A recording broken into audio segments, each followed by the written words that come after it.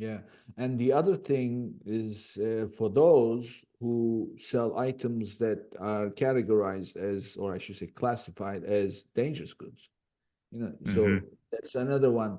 So I Like, have a client. didn't you sell perfumes and Yeah, yeah, and I other beauty did. products? When I was a seller selling fragrances, they obviously are considered dangerous goods, Hmm. and there was no FBA. So FBA program has since become available for dangerous goods. So you have to now be accepted into dangerous goods FBA program, and but that's a process. So until you are accepted, you have to start FBM. So there's all these different considerations. I mean, what you said is something to be taken into consideration for sure. Is the category suitable? Is the heaviness? So I have one client who they do floor covers. It's a kit. They sell a kit to do garage flooring and things like that. It comes in a Hmm. box, and the box, Andrew, is as big as a chair.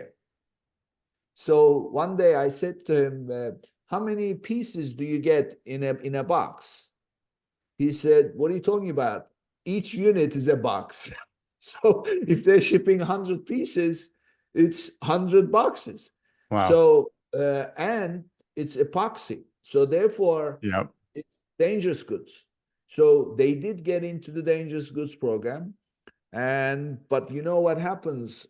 As you know, dangerous goods you can't ship by any carrier. So here are certain things. I mean, this is obviously a very small number of sellers, but anybody looking to get into this needs to be aware of it.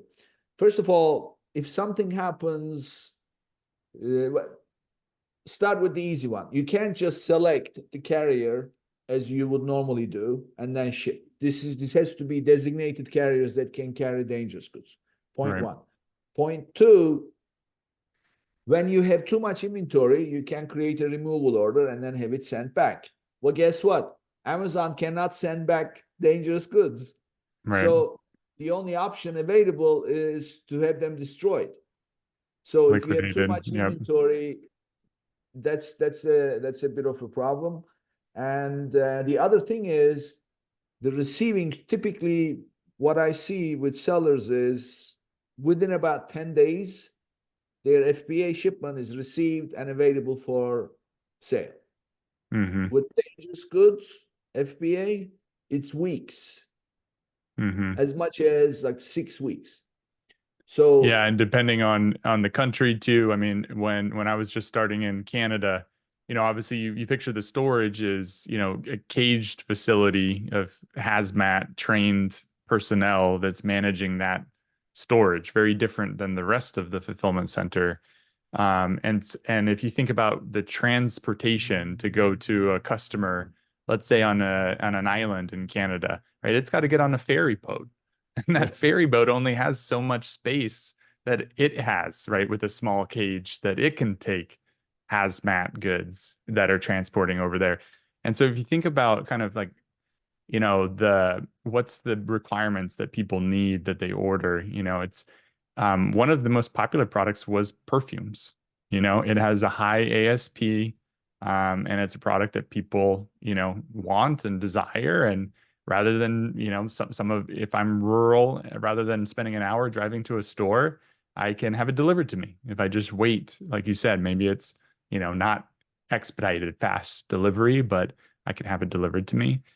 So that kind of convenience, I would see these, stories of, the products getting delivered to the most rural territories in Canada, which is quite a feat compared to, many of the deliveries here in the US. But yeah, that is one of those programs where there's a limited capacity.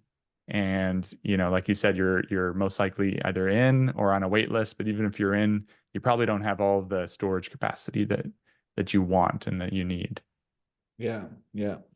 Okay, so just to recap, first of all, FBA, check your category, suitable or not, size, dimensions, and FBA fee. suitable or not. One thing you mentioned, I want to emphasize, a lot of people don't really also take that into account. To me, it's natural because I spent a few years in logistics. Dimensional weight versus actual weight. So there's a Yes. calculation. We're not going to get into it, but look up the formula to calculate your dimensional weight, because Amazon will charge based on whichever is greater, your actual weight versus dimensional weight. Take that into account. Don't think that you may have something small and but it's very heavy. Then Yeah. you For go by actual. example, apparel and soft lines. Many of times working with an apparel seller and looking at helping them optimize their fees, we find that you can take the longest part of a package and fold it once and tape it, right? Or now start putting it in a package that just has the length is shortened from what your original packaging was. That can bump you down, one or two different tiers in your FBA fees, where you could be at oversized, now you're bumped down to, a standard size.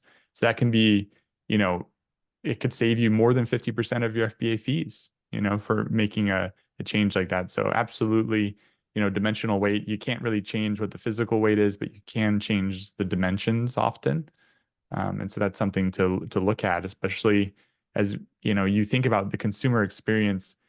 They don't really, there a lot of customers like me are used to getting a sort of a plain brown box that's kind of optimized for shipping, right? When I'm Yeah. ordering from Amazon, it's not maybe the same packaging that what I would see if I would buy it off of a shelf in a retail store. Yeah. And so that's a lot of sellers are optimizing, to lower their FBA fees by repackaging those goods. Yeah. I mean, anything to save money on these fees.